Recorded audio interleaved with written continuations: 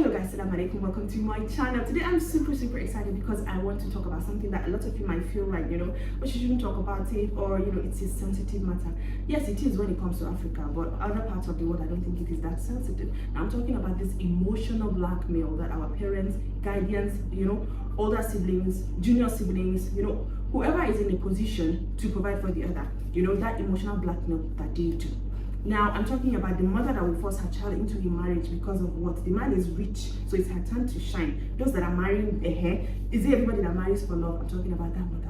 I'm talking about the father that forces his or her children to do what they don't want to do because of what? He's the provider of the family. I provide your school fees, I provide food, I provide everything. Do you want me to take that away? I'm talking about that particular father. I'm talking about grandfathers, I'm talking about aunties, I'm talking about uncles, I'm talking about brothers, I'm talking about sisters. Now, this is something that happened a lot in our African home. I'm pretty sure by now you guys are familiar with the fact that I always make reference to Africa because that is my immediate environment and that is what happens in an African home. When someone is older than you, it's always a case of you can't talk back. You don't have to explain yourself. You are always wrong just because you are the young one.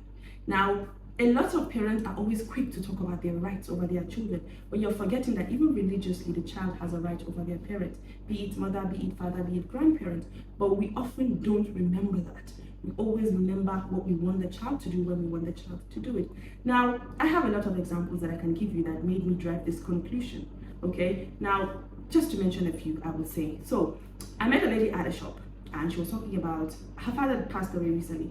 And she was like, she's not going to go. And I was like, why? She's like, because growing up, they were of a certain faith. But this man woke up one morning and decided that he doesn't want to be part of that faith anymore. And he converted to something else. Came home and forced all of them to convert. And she was like, but I love where I am. Like, I love it. But the man was like, if I'm going to continue paying your school fees, you're going to convert to my faith. Emotional blackmail. Now, this girl grew up with that resentment of her father took her away from a faith she loved so much to now she's still trying to find herself. She does not even know where she belongs anymore. And many parents do that. I'll give you another example. A mother introduced her daughter to a guy that she has never seen before. And this guy is inviting the girl over to come to his place. And the girl is like, I can't do that. What if something happens? And the mother goes, are you the first? You don't want me to enjoy life? After all I've done for you. Here goes the emotional blackmail we're talking about. I'm talking about a grandfather who literally molests his children and grandchildren in the name of his trying to make sure they are still virgins. And if they talk, it's a case of, I am the head of the family, I'm the grandfather. Nobody can do anything about it. I'm talking about the aunt who literally abuses her nieces and her nephews because of what? She's the provider, they're living with her. If they talk, it's a case of after all I've done for you, I clothe you, I feed you, I do everything for you. Now, I don't know if these people don't understand how this affects you, but this is a childhood trauma that leads into adulthood. That is why you see many adults do things that you don't understand, but it's coming from a place of hurt. It's coming from a familiar place for them. Now, why am I making this video? I'm making this video just to sound a warning to our African parents, because you are breathing resentful adults. These are people that grow up full of hate, people that grow up full of, regret. And it's common with us in Africa. It's always a case of the child don't have a say. Now, when I meet kids, I always try to relate with kids as adults because I always say that kids are humans too. They have feelings. A lot of people tend to think that, okay, I have issues, but I believe they have feelings too. A child should be able to tell you when you've hurt them.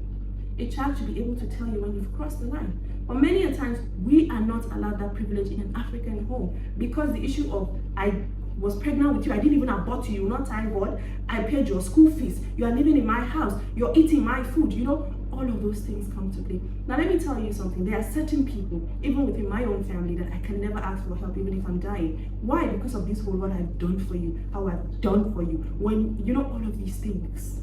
These are things that built up in you as a child. And then when you grow up, it shapes you into a certain way that even a lot of people don't understand. And the funny part is even the society plays a part. Your mother can be molesting you, be it sexually, physically, however. You can't complain because the society will say, after all, she's your mother. So you're stuck with, okay, do I just go back and continue, going through all of these, or what exactly do I do? So the question of why is it like that in an African setting comes to play. Because sometimes when I come across stories like this, I always ask myself, why is it like that? Who says the child cannot speak up when the parents are wrong? Who says the child cannot say, okay, mommy, I don't like this? Who said that? Why are we always focused on one side? You find the older one that is taking care of the younger ones, always reminding them of favors being done. The same when you find the younger ones taking care of their older ones, they're always reminding you of those favors being done. Why? And this thing don't only stop at mom, dad, brother, sister, auntie, and uncle. It goes through to husband and wife. A lady was getting married one time, and they were talking to her about how she needs to get her shit together. She needs to be independent, because if not, no matter I say I make you. And I said to myself, what's the essence of this marriage if we are going in with that mentality? What's the essence of it? I thought the man is supposed to provide. Like, there's a role for the man and a role for the woman. So why do I have to get into marriage with the mentality of like, it makes no sense. It makes no sense. This level of emotional blackmail, you people don't understand it, but it creates a lot of havoc internally. And the worst part is, in Africa, we're not allowed to show feelings. If you come out to talk about how your mom beats you up, or how your dad sexually harasses you, your granddad, your aunt, your uncle, it's a case of, are you the first? So there's no healing. There's no healing. So I'm making this video to urge you, if you're a guardian, be it you're the actual biological parent, or a guardian in the sense of aunt, uncle, or adopted parents, or siblings, just do the right thing. What you will not want to be done to you, don't do it unto others. This emotional blackmail goes a long way. A lot of people are living with unspoken resentment. Some are even going to die with unresolved resentment. Because of what? They're not allowed to speak. The society asks you to shut up. But she's your mother after all. But he's your dad after all. Because he's raping you, he's paying your school fees. Makes no sense. Every single time I come across stories like that, I wonder how we got here. But it's happening, and it's hurtful.